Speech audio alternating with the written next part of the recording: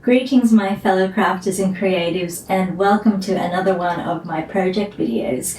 My name is Bobbie Olan, my pronouns are she and her, and I would like to start off by acknowledging the traditional owners of the land on which I live and create, the Wurundjeri Woiwurrung people, and I would like to pay my respects to their elders past, present and future.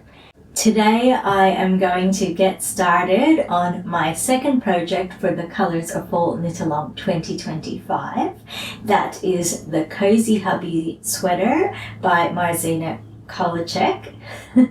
And it is, I believe, a seamless top-down sweater that I'm going to be making for my partner. As I think I mentioned in the COFKAL planning video, this knit-along ends really close to mine and my partner's anniversary, so it's kind of a good opportunity to make something for him for an anniversary present. It is currently the end of July, so to be completely honest, I'm not sure that I will be able to finish more than 2 projects. This down here is my first entry to the Colours of Fall Knitalong, and as you can see, it is still incomplete. But I really do want to prioritize that sweater for my partner, so this point where this one, which is ginger, is blocking seemed like a good time to put that on pause and get started on Cosy Hubby. So let's just get started.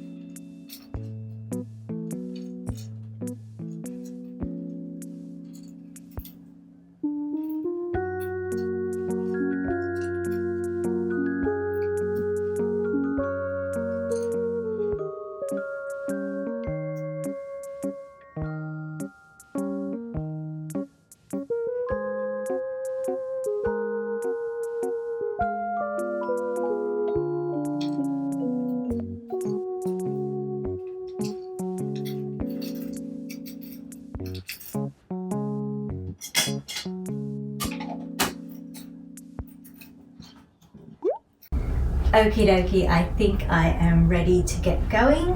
I have my pattern. I have, ooh, dropping my iPad. I have my project notebook. I have my yarn with my notions, including my needles.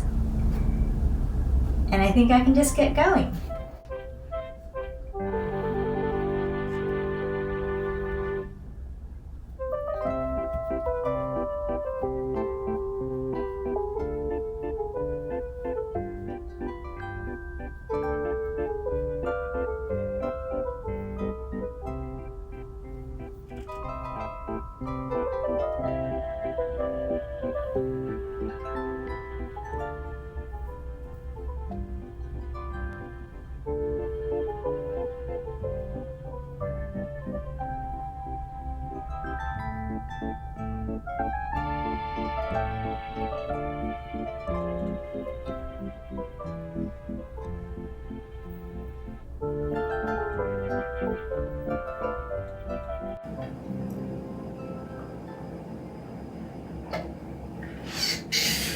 Hello everyone. I am just getting ready to block what I have knit so far, and I wanted to take this opportunity to share with all of you a couple of hiccups that I have had with knitting this project.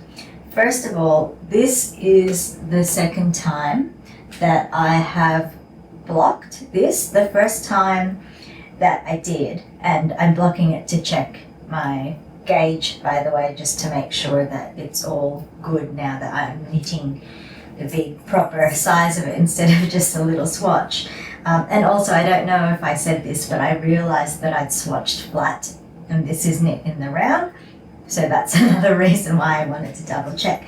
But yes, the first time that I had blocked this was not that far into it. I really shouldn't have blocked it at that point because I didn't even have 10 centimeters of length. But this is a raglan sweater, and so there's raglan shaping, but there's also short rows, and I had blocked it after I had finished the short rows because I figured that was a good spot. Probably not the best spot really, because the short rows you are knitting back and forth instead of in the round, but whatever. Anyway, I blocked it and my gauge was I think it was a little bit, yeah, no, that's right. So in my first swatch that I had did, my gauge was a bit tighter than what the pattern had called for, so I was just planning to knit one size up. But then when I blocked it, I found that my gauge was actually pretty much spot on, and so I decided that I should knit the original size that I had intended to knit, and that I would have to start again. But I decided, this is my usual method when that happens, is I'll leave what I have knit and I will start again with a fresh ball of yarn, just in case something else goes wrong and I find that I need to go back to my original. Anyway, let me just hook this on. So I cast on, and then I looked at the pattern and I realized that the two different sizes that I was planning to, so the size up that I had started making and the size that I was then going to make were exactly the same up to the point that I had knit. So I realized that I didn't actually need to cast on over 100 stitches again. So I ripped out that cast on and just went back to knitting on the original piece. So that was hiccup number one. Not really a hiccup, but I just thought that was kind of amusing. And then the next thing that has now happened is that I have reached this point. You can see I've knit. I mean, it doesn't look that much, like that much really, but this represents many hours of knitting.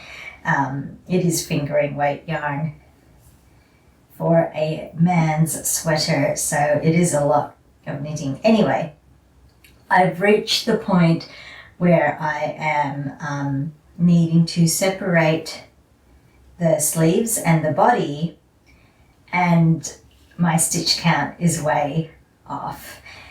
And my excuse for this, although it's not really fair to say this, but the pattern itself, it gives you a stitch count for the point where you are before you start doing any of the short rows, and then it doesn't give you a stitch count again until you reach this point where you're about to do the separation.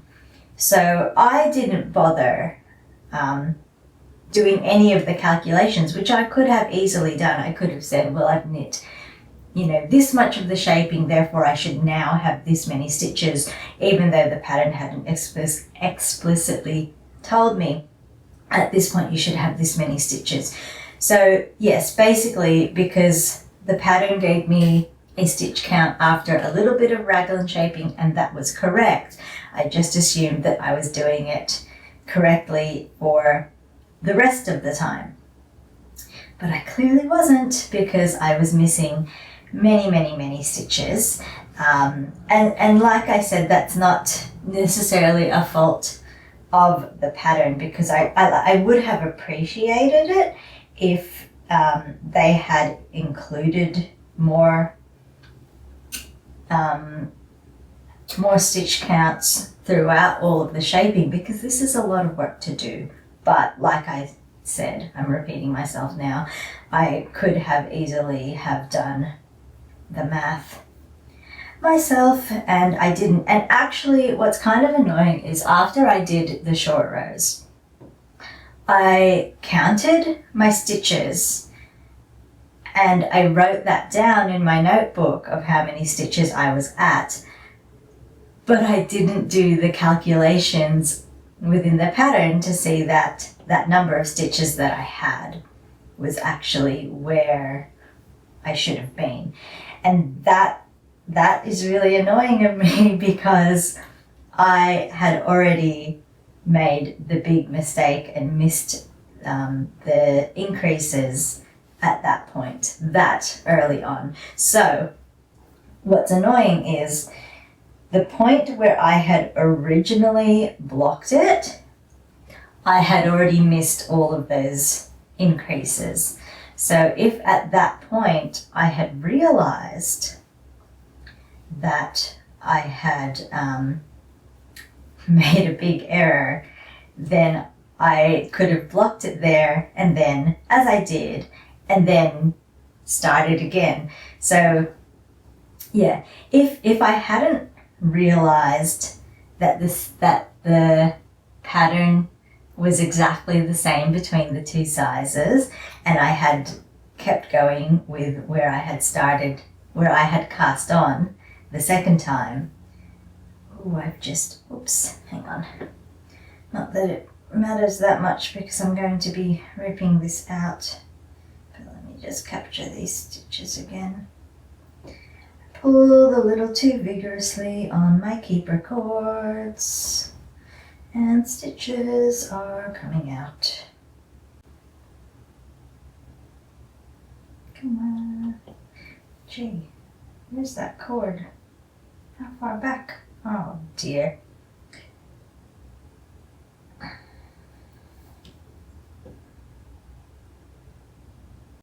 Okay, crisis averted. Let me move this along properly. Kind of wondering if this Fibre cord is even long enough now, because this is such big circumference, so many stitches, many hundreds of stitches. This yarn is lovely to work with, I have to say, though. Tweed yarn is my absolute favorite, but just all the rainbow colors of it, it's so much fun, and yeah, I'm really enjoying working on it, so I'm not terribly upset that I need to redo a number of hours on it. But anyway, I think that was all that I had to say, really. So I have it on the cords. I just need to move it along. I just don't want it to slip out when it's in the tub, soaking, obviously. Golly gosh, this thing, it's rather huge. You know what? I do actually think that if this was needed to be tried on, I reckon I would need to keep some of it on the needles, because look at that. I've left that much, but it's still like scrunched up in places. Okay, so this isn't for me, but just for fun.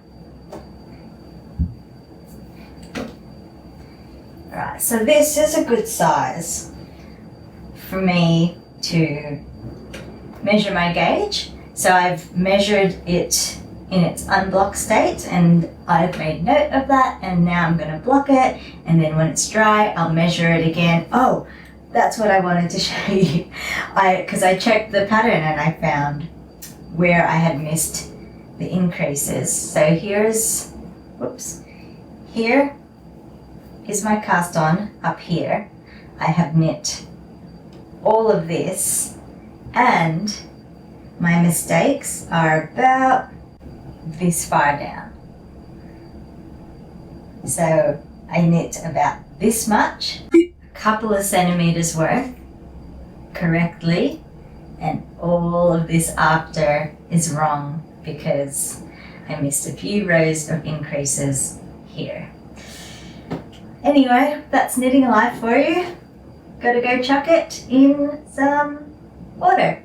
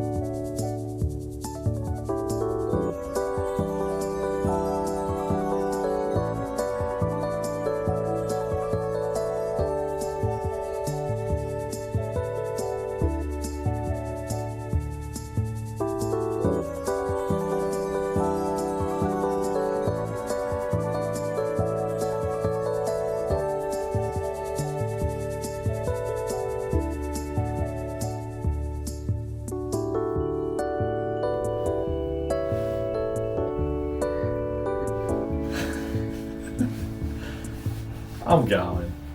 Okay, you can stop now. No, you need a little bit more, you know, like at least one more turn. Yeah. And one more. Well, I faked that one. Yeah, there you go, that's good. I blocked it again before separating for the sleeves and tried it on my partner. I did try it without him wearing a jumper, but it actually didn't record that part for some reason. Anyway, at that point it was fitting him really well, so I went ahead and separated the sleeves, and I think I only knit a row or two after separating for the sleeves before I had him try it on again. At that point I realized, or was reminded, that I need to do some modifications so that sweaters fit him better. So yeah, it's not just the garments that I make for myself that require modifications for a better fit, but for my partner too. Essentially, he has a broad chest, so he always finds that sweaters fit him really tightly across the chest, and have a lot of room in the back. So of course that's something that I want to account for. So in case you're wondering why this thing that I am knitting on looks so tiny again, that is why. It is the start of September. I have less than a month to go and I am starting again. This time the thing that I am doing differently is I am moving where the raglan increases go ever so slightly so that there is more room in the front than there is in the back, and I really hope that this works out. I haven't actually ripped out what I had done before. I've started with a fresh ball of yarn just to be on the completely safe side, but I really do hope that I can just fly through with this version and it's all good.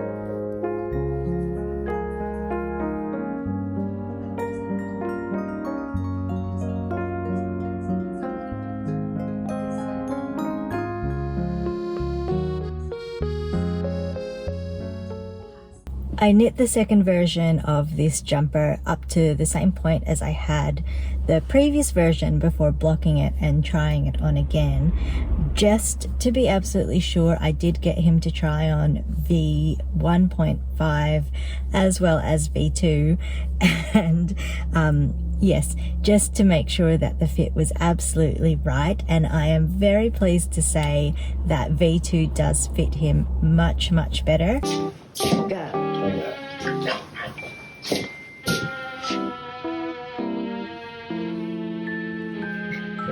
Did I put my arms through it? Yeah, there's sleeve holes.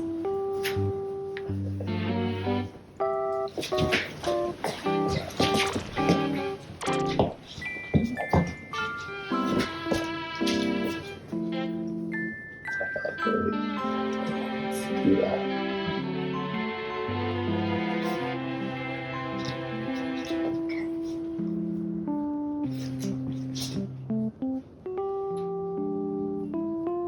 So does that kind of feel better? So this is the one that is tight and big chest. Yeah.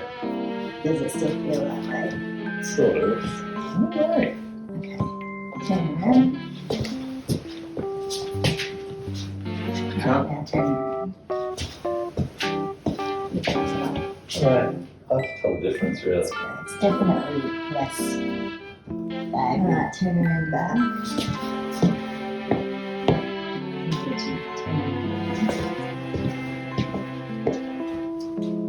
I was using my foot on that as the bend. That foot? Yep. Yeah, okay. You should be Okay. I could actually still have put a few more stitches on the front and a few less stitches on the back, but it is a much better fit than it was before, and he is perfectly happy with it. So that's just something that I'll have to bear in mind in the future, that my ratio of front to back can just be a little bit more than it is for this jumper. But I am really feeling the time crunch at the moment. There's, I think, just over 2 weeks to go before this knit-along ends. If I don't finish it before then, but I do finish it before our anniversary, which is about 3 weeks away, then of course that's still a great outcome. But I really would like to finish this for the Colours of Fall Knitalong. So ideally I will finish the body within the next week, and then I still have a week to do the sleeves and the collar, which is quite a big collar on this one, which is something that I like about the design. It's part of the reason I picked it, but it just means I need to hopefully leave in that little bit of extra knitting time for me to get it done.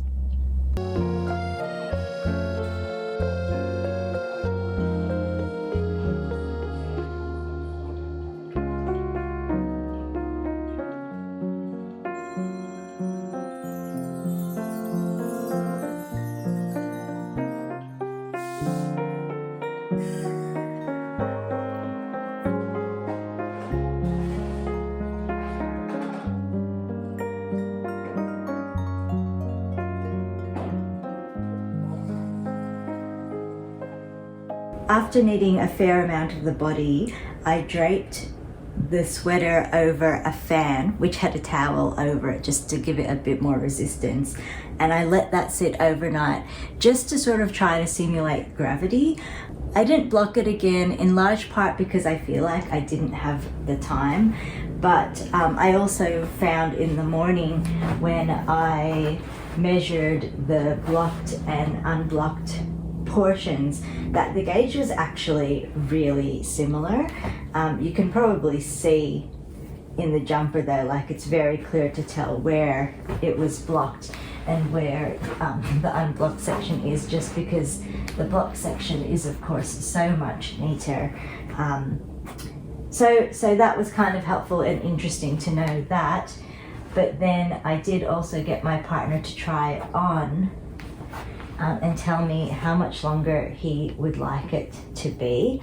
So it's actually pretty close to what I had thought, which is that I've got to knit 5 centimeters more and then do about 5 centimeters of ribbing. I also laid it out against another jumper that I'd made him, which when I had made it, I misunderstood what he wanted and I knit it too short. So you can see that, that it's only about 5 centimeters longer than where I have the current jumper, the Cosy Hubby jumper, but it needs to be that length plus the ribbing, if that makes sense. So yeah, it's coming along, and he's really happy with how it fits. I was a little bit alarmed to see that my gauge was actually a little bit tighter just by 1 stitch and a couple of rows, but luckily it is fitting him pretty well. I would have thought that might mean that it doesn't have this amount of ease that he would normally like, but it's actually even a little bit wider than this Haskins jumper, which is the jumper that I've made him previously. But yeah, it's going well, it's fitting well, and I've just got to keep going. Evening everyone, I am really excited to report that I am just binding off the hem of this sweater. The body, it's big. That was a lot of knitting, and I feel like once I start the sleeves, it's going to be the home stretch. But I wanted to jump in here just quickly and share with you how I am binding this off. I have decided, as I like to do sometimes just because I think it looks better, but I've decided to do a twisted rib instead of a normal rib. Well, actually, I guess it's a half twisted rib because I'm only knitting through the back loop. I'm not purling through the back loop. So I have worked out how to do Kitchener bind off, tubular bind off, whatever you want to call it, for the half twisted rib so that it matches. There's probably tutorials out there that share how to do this, but I didn't look any of them up, and I just had a go with, I tried a couple of different things and I found a way that is working for me. So I just wanted to share that with you now.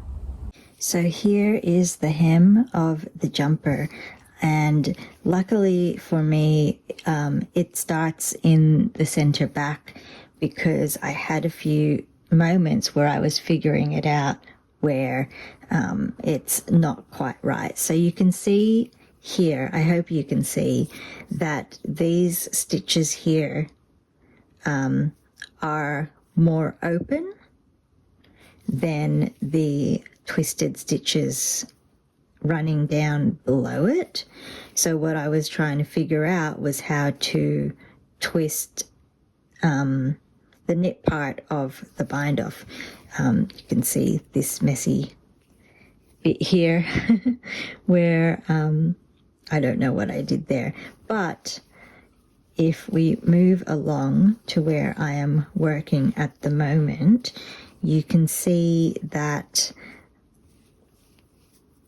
it's not as open as where it was at the start here.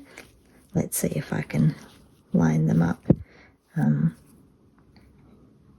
Yeah, so I hope that is clear for all of you. It's such a tiny little detail, and I'm sure that my partner won't even notice, but I like to get these little details done as well as I can where I can. So normal Kitchener where it gapes a little bit, and this one here where this stitch is twisted. This one isn't necessarily, but that's okay because I still want it to have a decent amount of stretch so that he can get the jumper on and off. So I'll just do a quick demo of how I have figured out how to do this. So first is to knit that knit stitch through the back loop.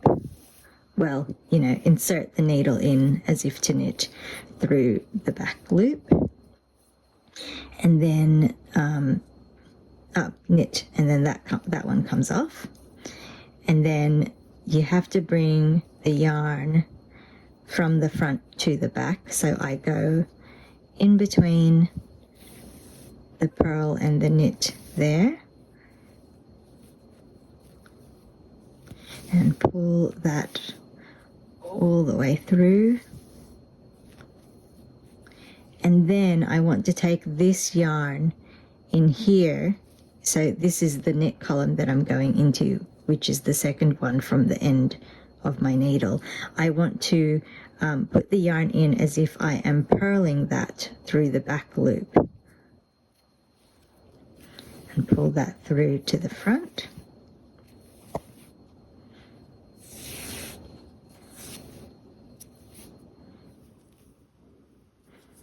And then for the purl stitches, you just do as normal. So purl off,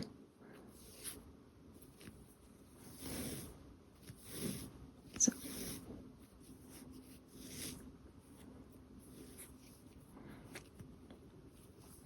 And then that one needs to go from the back to the front.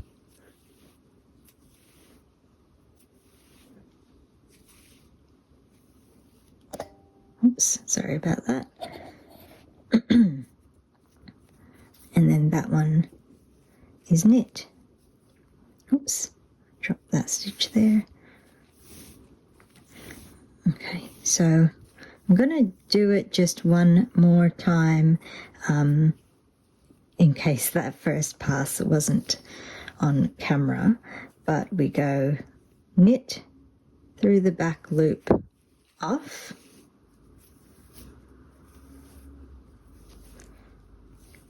I am being lazy and using a big giant length of yarn to do this so that hopefully I don't have to join. Okay, bring to the back.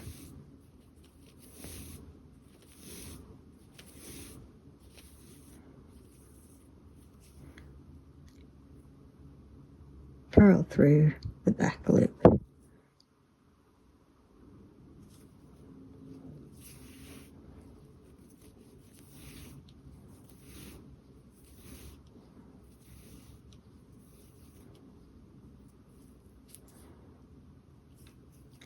Purl off,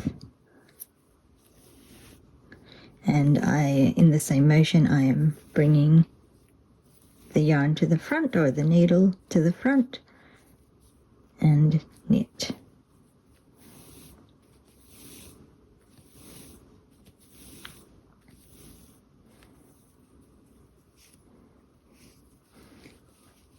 And that's pretty much it.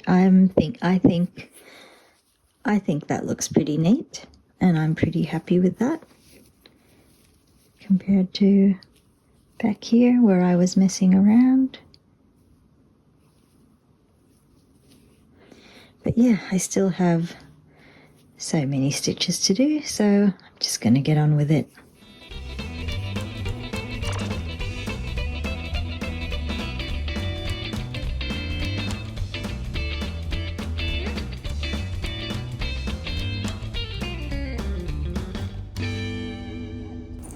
I've been knitting away on the first sleeve, and I thought I should share some of my notes on how I am working it, because again I am doing some modifications from the pattern. First of all, I just wanted to share that piece of advice that I'm sure many, if not all of you, have heard before, that you should read through your patterns before you start knitting. I don't read through the whole pattern, to be honest, before I start knitting, because I feel like sometimes things don't make sense to me until I have started working on it, or until I have worked a section, and then I can read ahead to the next section and it'll make more sense because I've made a start. That is the case with this jumper here. I finished the body, and then I read how the sleeves are constructed, and I checked all of the calculations. So I looked at the stitches, the stitch counts, the length suggestions or length guides, and I compared it to my stitch counts, my row count, my partner's measurements, his preferences for his fit, other sweaters I've made him, other sweaters he wears and how they fit and how he likes them to fit. And I have decided to, or I realized that I needed to do a few things. First of all, I had to shorten the sleeves. They are quite a bit longer than what he likes. So that turned out to be a pretty easy modification to do. That modification was kind of done in conjunction with the second modification that I did, which was that I thought the wrist circumference was quite large, in my opinion, for the size that I was making. It could be because this wrist actually doesn't have a ribbed cuff, so maybe it's a bit wider because there isn't going to be as much stretch in it as normal, but I still think that it was way too big, and my partner could definitely get his hand through a much smaller circumference. So I figured out what I want that wrist circumference to be, and then I figured out how many decrease rows I needed, the length that I wanted the sleeve to be, and just figured out at what intervals I should do the decreases to get the right fitting sleeve. for my partner. So that is all going really well. I have checked my gauge a couple of times in the process of knitting this sleeve just to make sure of my gauge, because I know that it's pretty common for your knitting to tighten up when working on small circumferences. And I think it has a little bit, but that is actually in my favor here, because the bicep circumference, as per the pattern, is probably just a tad too big for what my partner likes. So having it be a little bit smaller works in my favor. The other thing that I wanted to mention in regards to the sleeve was just about how I am knitting it. I did initially start off by working it in the round, just on a singular short circular needle, but I wasn't really enjoying that. I felt like I was having to shuffle the stitches around too much. So what I have ended up doing is I am working on two sets, two short circular needles. I'm pretty lucky that I have multiple tips in the size that I need. So on each short circular needle, I have one Leica tip and one Foursquare tip. I have been knitting this with Leica tips. The whole sweater so far has been knit using Leica tips.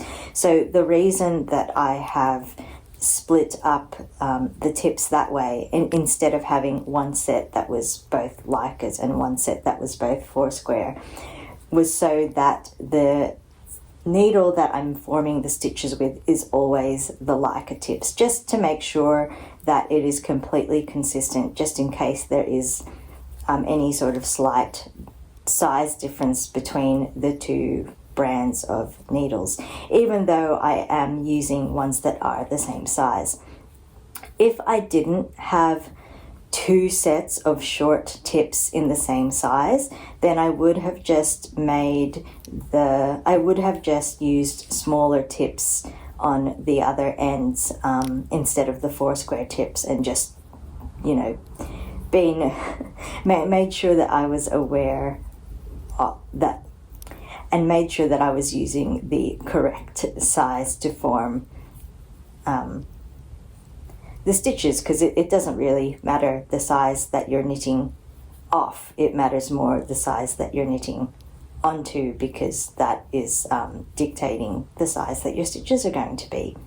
I'm pretty sure that was all that I had to share on the sleeves, so I will just keep knitting away. You guys, I have stuffed up again. Despite having just advocated for reading through patterns before you start knitting them, I have made my second error because I have not read through the pattern properly. The first was when I was knitting the yoke and I missed a line of the pattern, or I didn't read a line of the pattern properly, which caused me to end up with completely the wrong stitch count, and I had to reknit the yoke again. The second one is with this sleeve. I was super proud of myself for figuring out a really easy way of doing the decreases so that they would fit my partner better and achieve the fit that he wants and the length that he wants. But I had missed a line of the pattern. Basically what had happened was, for some reason, I read it through and I just missed the very last line of the sleeve before the cuff. I had thought that the last decrease row was the last row before knitting the cuff, but no, there's the last decrease row and then a few extra stitches, a few extra rows, and then you knit the cuff. But I had done my calculations based on it being the wrong way around. So basically, this is how long the sleeve was when I realized. So I recalculated again, and I have knit another version of the sleeve with just ever so slightly different rate of decreases. My partner has tried this on and he is really happy with the fit of it. It is quite a loose fit, which he finds really comfortable. The only thing that we're not 100% sure of is the length. I think it's going to be fine. Not 100% sure. When he's standing straight with his arms down, it looks like it's pretty much at the right length already. But when he's moving his arms around, when he's got, you know, he's on the desk a lot. When he's on the desk with his arms up at the computer, it pulls up, and it does look like the cuff should be the length that is specified in the pattern. The one thing that we're not 100% sure of is how exactly to do the cuff. So in the pattern, it calls for doing a lateral braid, and then it looks like stocking stitch, and then the bind off makes it look like it's finished with another lateral braid. I have seen modifications on Ravelry where people have just made the cuff into ribbing, which is, you know, your kind of more standard traditional way of doing a cuff. I would really like to try the lateral braid option, but my partner isn't 100% sure on that. I have a feeling he might prefer the ribbing. So what we figured out that I'm going to do is I'm going to do the neck first, and then we can see if and how that affects how the rest of the sweater sits, and then from there decide whether to do the ribbed cuff or the pattern cuff. I mean, I do still actually have to rip out maybe half of this first sleeve and then knit it down the same way that I have done this, and I might actually do that first before doing the neck. But either way, it means that when I do the neck, I am going to have 3 balls of yarn attached to this, because right now I have one attached to one sleeve, one attached to the other sleeve, and I'll have a third one attached to the neck, which will make it really fun for him to try on, I'm sure. Anyway, I am feeling like I'm going to hit the deadline on this, but it is still like pretty tight, so I better just jump straight back into it. Yeah, I'll do the sleeves first.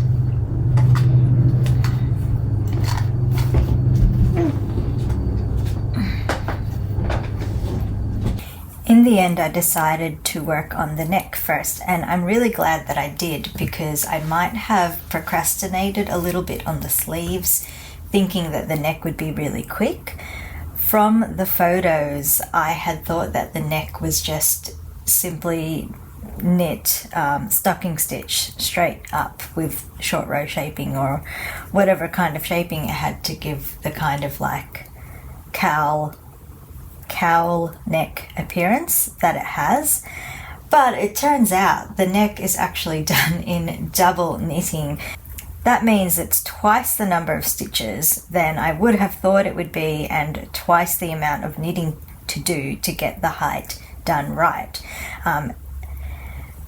And because I am now doing it before the sleeves, I know that I have to put in a lot more time than I had previously thought that I would have to. It is the first time, I think, that I have done double knitting properly in a project. Previously, I'd sort of just done little swatches of it to see how it's done, but I don't think I have actually made any finished item using double knitting. So it's fun practice. Well, it's not really practice, it's the finished object, isn't it? But it's fun to do, and I love the feel of the double thick fabric. It is just a bit fiddly, especially considering that not only is it double knitting, but it's double knitting with short rows. I originally did try to do my short rows without using stitch markers, but after tinking back one row, because I'd realized I'd stopped too short on the previous row, well, that was enough. That tinking back one row was enough for me to say, nope, I am not taking any risks and I'm going to use stitch markers all the way. Well, friends, the knit along is over. I put in a few late nights towards the end there. That double knit neckline really threw me off, but I'm very pleased to say that I finished in time. It's actually still a little bit damp, but I photographed it while it was blocking with a few bits of clothing around it, as you're supposed to do for the knit along. You're supposed to style it. Ooh, looks like you can see that I've woven in the ends, but I haven't snipped them off just yet. But this is it. It is huge. It was quite an undertaking, but I loved every minute of it, and I'm so happy with how it turned out. I think it is a brilliant pattern. It looks really simple, but I feel like there's so much going on. Even I really feel like it's really cleverly designed and well made. I even love like how the short rows for the back were done, and I don't know, I don't know what to say. I love this jumper and I'm really looking forward to making one for myself. So just to give you that overview of the whole thing again, this started from the top down. It's raglan shaping. I did do one last modification, which was nearly the end of me. But it was really just that this ribbing at the bottom here, the designer recommended that you go down a needle size to do that, and I had done that, but both my partner and I thought that it was pulling in too much. That could be because I had decided to do my beautiful favorite half twisted rib instead of just a normal 1x1 rib as the pattern calls for. So in the end, at the last minute, last few hours really, I undid the ribbing that I had done and I redid it again just in the same needle size that the body is done on. One other thing that also did save me and helped me finish on time is that after I did the neckline and got my partner to try it on again, I showed him options for the sleeves. So one was doing it the way that it's done in the pattern, which involves a Latvian braid and some more double knitting. It's beautiful. But I had also seen that other people on Ravelry had opted to do ribbed cuffs. One reason I saw given was that this particular person didn't like that the hem was the only place that there was ribbing. So I gave my partner the choice, and I think because it was still just a little bit baggy around the cuff, he decided that he wanted to do ribbing. So the cuffs, where's the other one? The cuffs both have ribbing, and they fit him perfectly, just the exact way that he wants. I got the length of the sleeves right in the end. The body of the sleeves is right.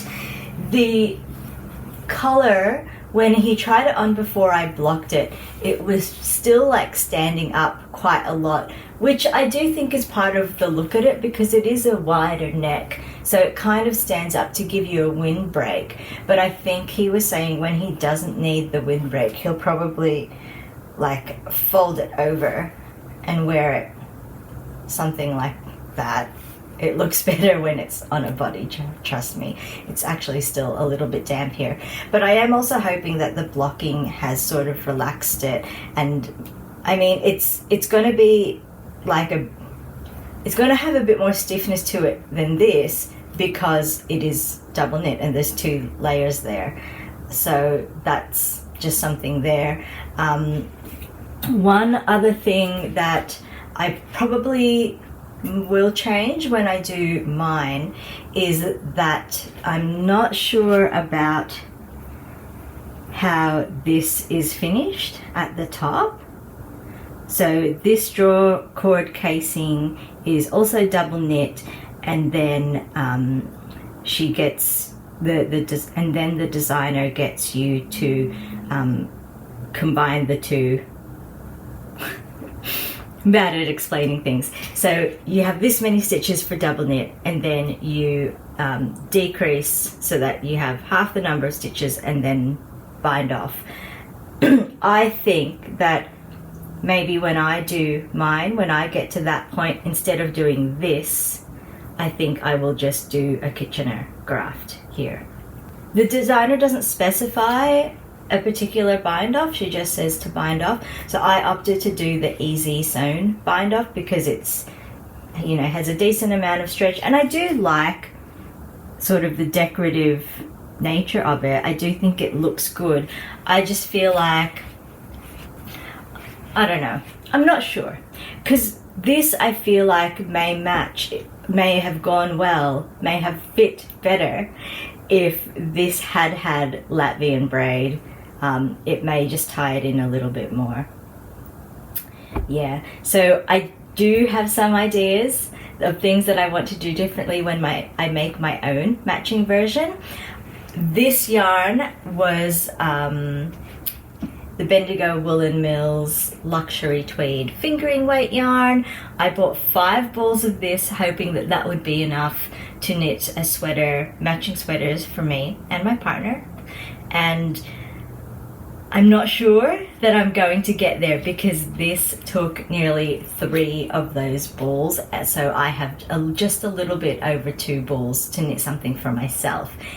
If I want to do it all in the same yarn for myself, I think that I am going to have to try to get gauge.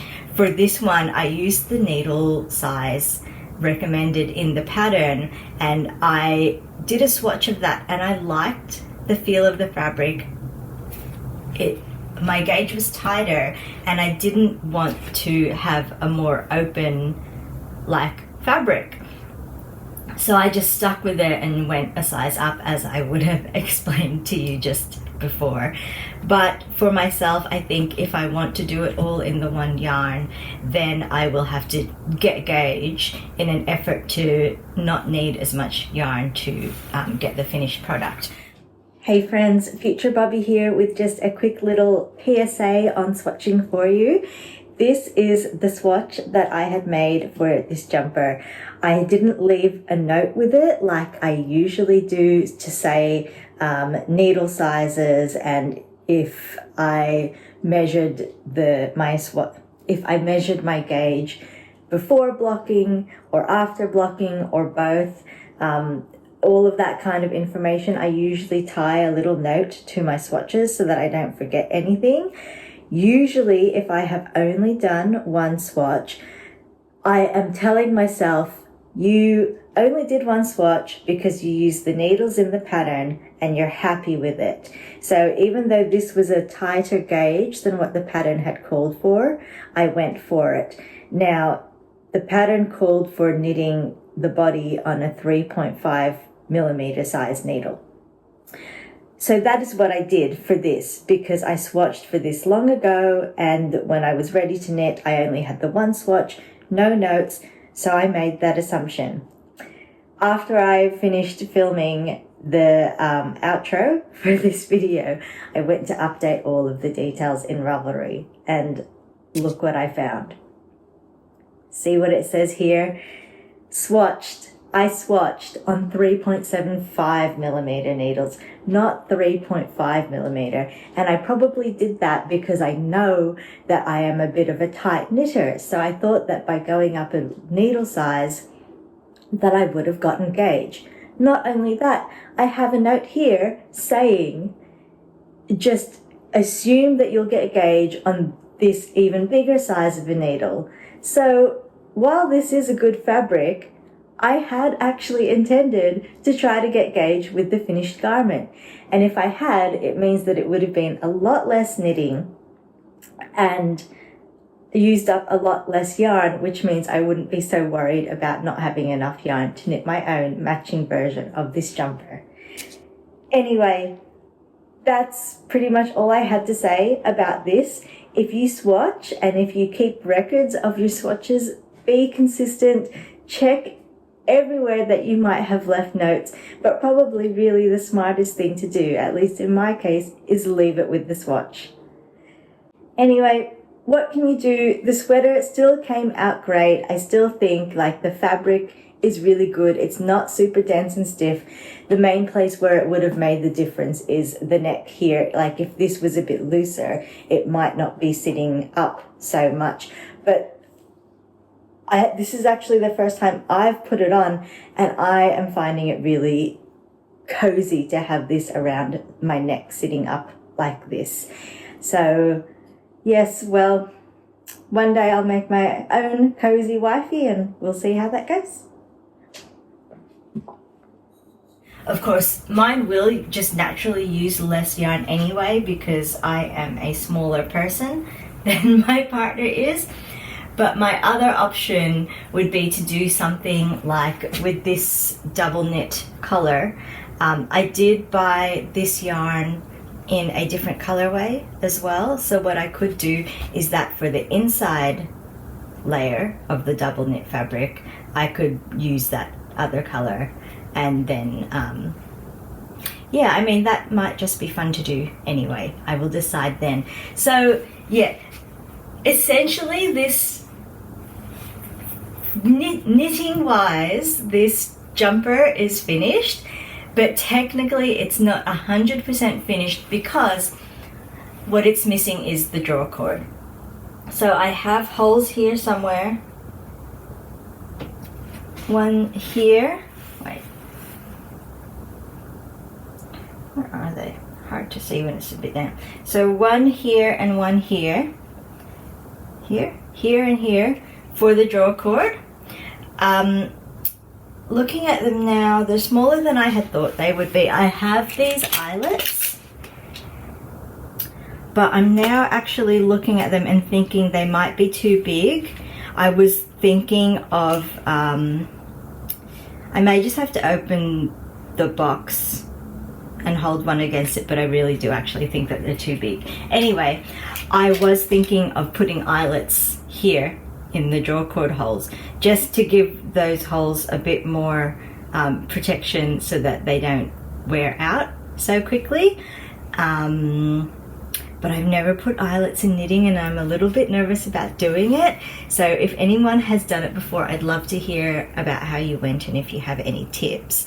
The other thing that would be great to get an opinion on, although I should actually just ask my partner and see if he has an opinion first, but I'm not sure what to make the draw cord out of. The designer doesn't exactly specify something. They say what they did, and that was just to do a crochet chain with yarn held doubled or something like that, a thicker yarn or something like that. So I could do that, but in order to not use up more of this yarn, I would probably do it out of some hand spun. So this is a little bit of my own hand spun from when I did the beginners spinning course at the Weavers and Spinners Guild.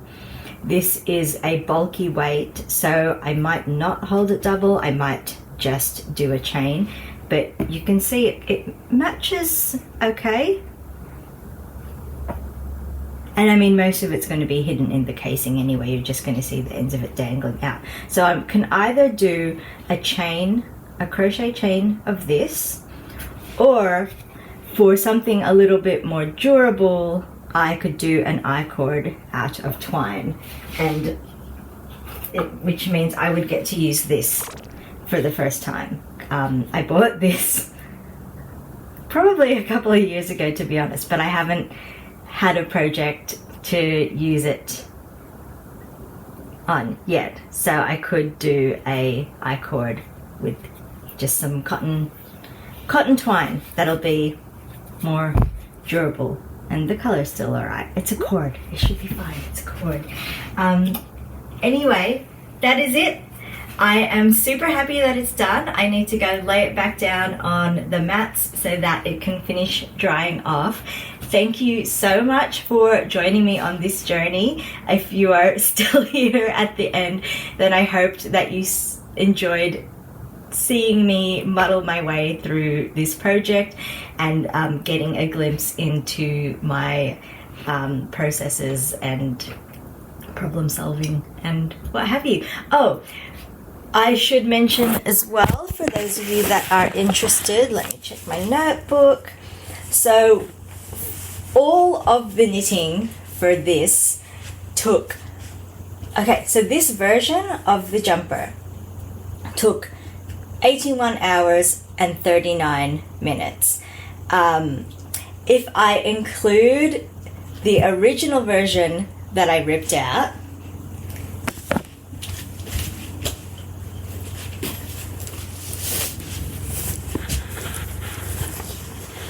now ripped out, that's a bit of an extra ball there. If I include all of the knitting, including the version that I ripped out, it is sitting at 106 hours and 24 minutes. Totally worth it. He is totally knitworthy, and I love him, and I love making things for him, even though he wants me to make more things for myself because he loves me and he wants me to reap the benefits of my time and crafting, but he also really loves all the knitted things that I make him, of course. I don't know where I was going with that. He's excited, he's looking forward to having this. He's calling it his best jumper already, even though he hasn't worn it yet. I still have to wait for it to dry properly. Anyway, I'm just rambling now. Thank you so much for joining me, and well, what's next? Now that I have finished this, I can go off to the yarn store and pick up some yarn for the upcoming West Knits Mystery Musical. Oh my god, I need to give myself a break with these knit-alongs, but they're fun. They're fun. I can't stop myself. Stop rambling. Thank you for joining me. I'll see you in the next video. Fare thee well.